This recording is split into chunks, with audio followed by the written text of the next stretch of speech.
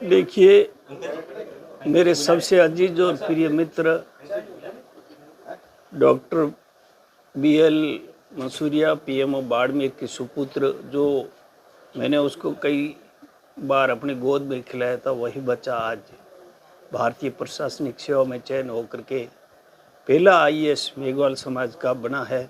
उसके साथ मुझे एक और भी खुशी है कि एक सामान्य जो मेरे सेवकाई जो हमीरा राम एक सामान्य मजदूर है, उसका बेटा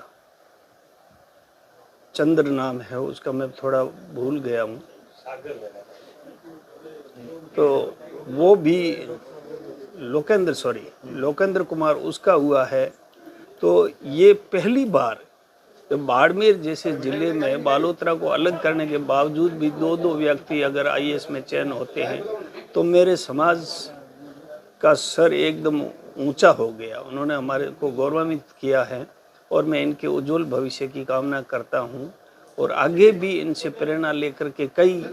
जो बच्चे हैं अनुसूचित जाति वर्ग के, जनजाति वर्ग के, जो इस कंपटीशन में भाग ले रहे हैं, तो बाबा साहेब का जो कथन था वो आज साकार होने जा रहा है और ऐसे होनहार बच्चों की वजह से। और मुझे बेहद खुशी है जिसके मैं शब्दों के बारे में बयान नहीं कर सकता हूं, लेकिन हमारे समाज का सर ऊंचा कर दिया। मैं हमेशा कहता था कि बाड़मेर जिले की मोटियों कोई कुंवर तो उतारो मोटी कलेक्टर बने, तो आज उन्होंने हमारा जो सपना था, हमारी जो कल्पना थी, उसको साकार किया है।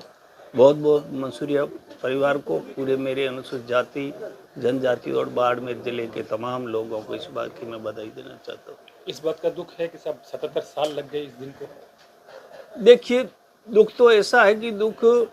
जैसे क्रमवाइज जो परिस्थितियाँ थी उसमें हमारा जो वर्ग था, जो किस हालातों में था, तो वो अब उठ करके इस लाइन में आया है, उनको अवसर नहीं मिला।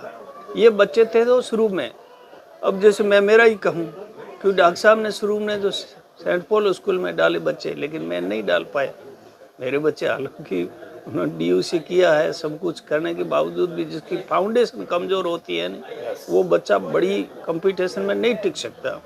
और ये जब आरक्षण की प्रावधान किया गया था, इस बारे में जब साहू जी महाराज ने कहा था कि आरक्षण क्यों, तो तब बाबा साहेब ने है या किसी महापुरुष ने, एक भूखा घोड़ा था उसको मामूली एक चढ़ने को दिया था, एक बढ़िया जो हरा घास चढ़ने वाला था, और फिर कहा कि साहब कंपटीशन कराओ दौड़ने में। तो उन्होंने कहा कि ये घोड़ा कैसे दौड़ पाएगा, ये तो बेचारा भूख मर रहा है, इनको पूरा खाना ही नहीं मिल रहा है। तो ऐसी स्थिति में दुख तो जो रहे होंगे कई लोग, लेकिन अभी